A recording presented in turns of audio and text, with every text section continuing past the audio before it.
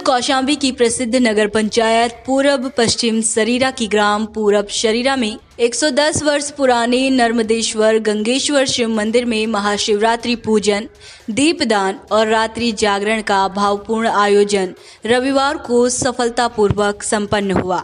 मनोकामना पूर्ण करने वाले नर्मदेश्वर गंगेश्वर शिव मंदिर की स्थापना संवत 1976 वैशाख कृष्ण पक्ष में तत्कालीन जमींदार मलकिन साहेब गंगा कुंवर द्वारा हुई थी।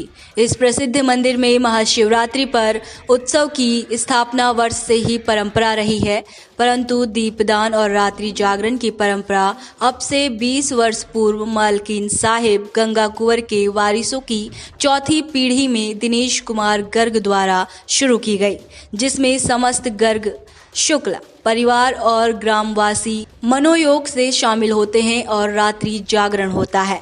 महाशिवरात्रि जागरण का बहुत बड़ा महत्व पुराणों में बताया गया है। श्रीमद् भगवद गीता में भी भगवान श्री कृष्ण ने अर्जुन से कहा कि जो सबके लिए स्वप्नों भरी रात है उसमें संयमी भगवान का भक्त जागता है, भगवान का स्मरण करता है। शिव पुराण की कथा है कि एक आखेटक व्याध जंगल में बहुत सवेरे आखेट के लिए गया। शाम तक कोई पशु या पक्षी आखेट के लिए मिला नहीं तो वो और गहन वन में गया जहां भटक गया। संयोग से उस दिन महाशिवरात्रि थी और वो हिंसक पशुओं से रक्षा के लिए रात के अंधेरे में बेल के पेड़ पर चढ़ गया।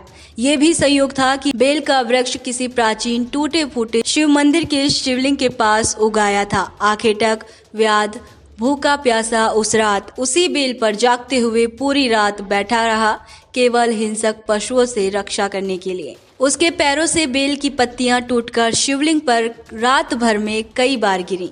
सुबह जब वो पेड़ से उतरा तो शिवलिंग को देखकर प्रणाम किया, जिससे प्रसन्न होकर भगवान शंकर ने आखेटक को दर्शन दे उसको भक्ति और मुक्ति दोनों प्रदान की। ये भी कि वाराणसी में महाशिवरात्रि को भगवान शंकर और जगदम्बा पार्वती के विवाह का दिन माना जाता है। राष्ट्रीय प्रस्तावना के लिए कौशाम्बी से स्थानीय संपादक दिनेश गर्ग की रिपोर्ट।